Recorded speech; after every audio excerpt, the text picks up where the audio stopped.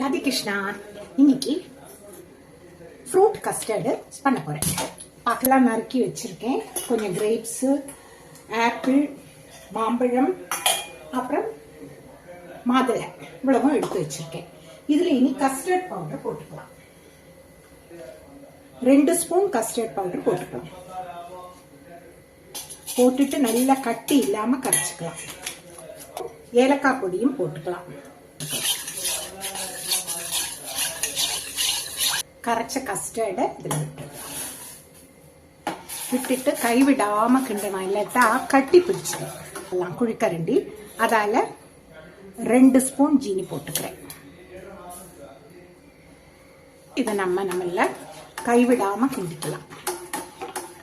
இன்னைக்கு mother's day கொண்டாடுறா இல்லையா, அதனால இன்னைக்கு ஃப்ரூட் கஸ்டர்ட் பண்ணி சுவாமிக்கு நைவேத்தியம் பண்ணலாம். குட்டி கிருஷ்ணனுக்கு யசோதை பண்ணி கொடுக்குறாப்புல நம்ம ஃப்ரூட் கஸ்டர்ட் அந்த பாவனையில நம்ம பண்ணி கொடுக்கலாம்.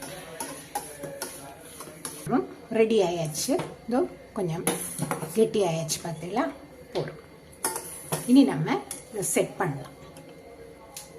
முதல்ல நறுக்கி வச்ச பழங்களை எல்லாம் ஒரு பவுல்ல போட்டுக்கலாம். மாம்பழத்தை போட்டுருக்கேன். அப்புறம் ஆப்பிள் போட்டுக்கலாம்.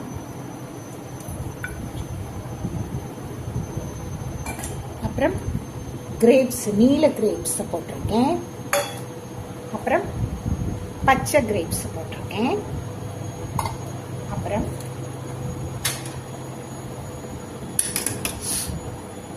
கலர்ஃபுல்லா உங்கள்கிட்ட எந்த ஃப்ரூட் இருக்கோ எல்லாமே போட்டுக்கலாம்.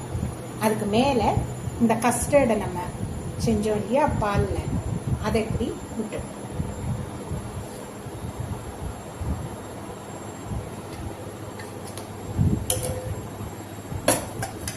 விட்டுட்டு இதுக்கு மேலே இந்த மாதுளம் பழம் போட்டிங்கன்னா ரொம்ப கலர்ஃபுல்லாக இருக்கும். குழந்தைகள் அப்படியே விரும்பி சாப்பிடுவாங்க.